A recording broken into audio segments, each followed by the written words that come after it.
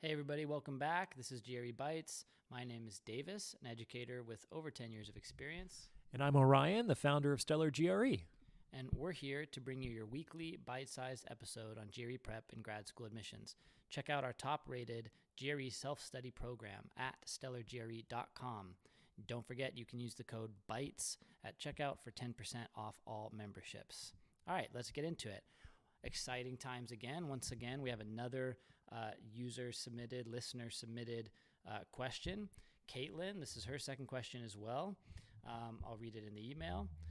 Again, very detailed. I appreciate your thoroughness in asking your questions. It says, in episode 25 of GRE Bites, you provide a number of practical recommendations of what to do the day before the test. Any additional pre-performance psych tips you'd like to recommend before a test? Or say someone going to an acting audition, playing in a playoff or a championship game. How about for an Olympic athlete or a team going to the Olympic Games? Any favorite recommendations for being clutch in high-pressure moments, such as bases loaded, bottom of the ninth, as either the hitter or the pitcher, or going into the final hole with a chance to win-lose the golf tournament? All right, Orion. It's a great question, and on some level we can think of the GRE as sort of an academic Olympiad. You are competing against the best and brightest all over the world to become doctors. So it is a normalized exam, which means that the scaled scores are shifted to accommodate the actual performance of your competition, just like maybe professors used to curve grades in high school or college. So the competition is fierce, and it's at a global level, increasingly. In the modern day. So it's not necessarily an inapt comparison to compare the GRE to the Olympics. And it's really important to stay frosty during these situations. So you've used the word frosty before. I just want to make sure I understand. So frosty, stay cool, increase your baseline, chill. What do these mean to you? Help unwrap this for people. I think it means sort of like being appropriately activated physiologically. I don't mean that you're sluggish or you are unresponsive, which you might get the impression of if I'm using the terms chill or frosty or cold. But the more anxious a person becomes, the more inappropriately physiologically activated he or she tends to become. And that activation tends to disrupt whatever over-rehearsed performance that person is there to do. So one of the best ways to stay calm in the clutch moment is, on some level, to kind of have a fuzzy focus with respect to the moment. Or, to say it another way, to not really focus on what's going on. It may be the bottom of the ninth with bases loaded, down by 3, but on some level, it's in your best interest in that situation to kind of like not even think about that, not prioritize that. It's not a great idea as a therapist to say, don't do this without giving something else, because it's like, don't think about pink elephants. Suddenly everyone's thinking about that. So I can't just proscribe something. I also have to prescribe something. And that's why it's important to have sort of those grounding rituals that we talked about in a previous episode. It's like watch Steph Curry at the free throw line. He dribbles the ball twice. He has his mouth guard grossly hanging out the side of his mouth. He does this whether, I assume, it's in an empty gym when he's practicing his free throws or in Game 7 of the championship game. And why wouldn't he? It's that behavior that got him to the championship game. Clearly, it's working. Now is not the time to deviate from that system or to experiment. You want to do what you've done 100,000 times and has demonstrated sufficient success to keep doing it. And that allows Steph to focus on the dribble, to focus on the mouth guard instead of Game 7. He's not focusing, I can't know for sure, but I assume that he's not focusing on the score. He's not focusing on the championship trophy. He's not focusing on the sponsorship deals and everything that's at stake. He's focusing on dribbling the ball and going through the motions and the ritual that he has cultivated over thousands and thousands and thousands of repetitions. No, that's right. And so So just like the mental recharge episode where you talked about utilizing the park screen to, for example, change your posture, give yourself change how you're engaging your senses and your physiology. Caitlin here is specifically asking also about, like, for example, the pre-game day, also in those clutch moments, which we can speak a little more about, but also like the day before the GRE. Do you have anything specific to mention there? Well, at that point, you've done all the preparation that you are going to do for that test. There's not like one more word that you need to memorize the day of the test that is going to make any kind of significant difference in your performance.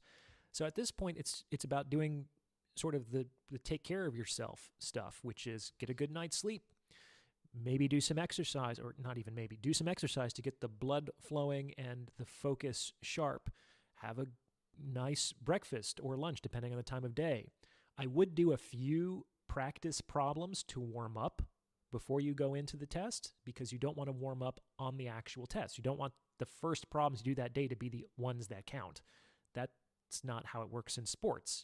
Before the game, the players are doing the easy layups to kind of get basketball back in their bodies, and you kind of want to do the same thing. And to have, let's say, a positive expectation, to be able to see yourself succeeding, to see yourself going through the motions more or less effortlessly, to see yourself getting what you want. They talk about this in terms of quiet eye time in sports psychology. Like, the more time you're spending visualizing what you're actually going to be doing with your mind and body before you do it, the more likely your mind and body will do what you intend it to do. Does that make sense?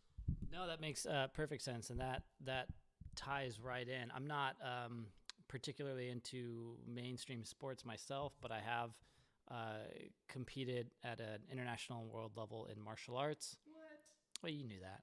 But and this point about visualization, I just wanted to emphasize, which is that, and we've talked about this in a number of ways before, but the more, so you mentioned first, just wrap it up, the chill baseline, basically engaging your physiology in a good way. And so oftentimes when a big event is coming, when game day is approaching, when you're going to a larger tournament, when you've got the GRE, and it's easy and normal for the human psyche to go and start spinning out on everything that is hanging on this moment, everything that's attached to it, all the future things, as well as all the previous past or guilt and anxiety of how much you've done to do this, and then what if, and all the what ifs.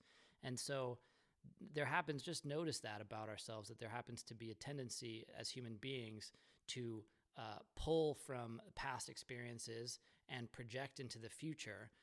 And a lot of what you're talking about is finding a way to come back and center into the moment and what's necessary just in the moment. And that's as true for sports as it is for larger life decisions. And so this idea of visualizing, it's an incredibly powerful practice, I know firsthand. And also this idea of clearing the slate, of using breath work to let all the extraneous thoughts about the what ifs, about what's happening in the future, or what could happen, or everything that's come up to this point, and things that we might regret or wish we did better or not. You've prepared as much as you have prepared. You're in the moment now. Prime the pump, get it back in your body with a few practice questions or a few visualization exercises to see yourself going through successfully, and then bring your attention to bear just for the moment, as simply as if it was practice. You want to take the GRE, you want to go to the game and play as if you're doing your best in the normal event. Yeah, you had a lot of good stuff there, Davis, and I want to highlight in particular another antidote to focusing on all of the things that your performance is hanging on, imagining the future or remembering the past, is to stay grounded and focused in the present moment. And that's because what creates the outcome is the process. On some level, the more we focus on the outcome, the less we focus on the process, and the more we lose the outcome. Whereas the more we lose the outcome and focus on the process, paradoxically, the more we we succeed in gaining that desired outcome. Well put. Way to wrap it up. Thanks, everybody, for tuning in. Great questions. We'll be back next week for another bite-sized episode of GRE Bites. If you have a topic you'd like to discuss on a future episode, let us know at stellargre@gmail.com.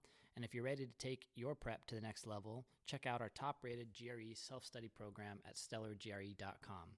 Use the code BITES for 10% off all memberships. Thanks, everybody, and we'll talk again soon.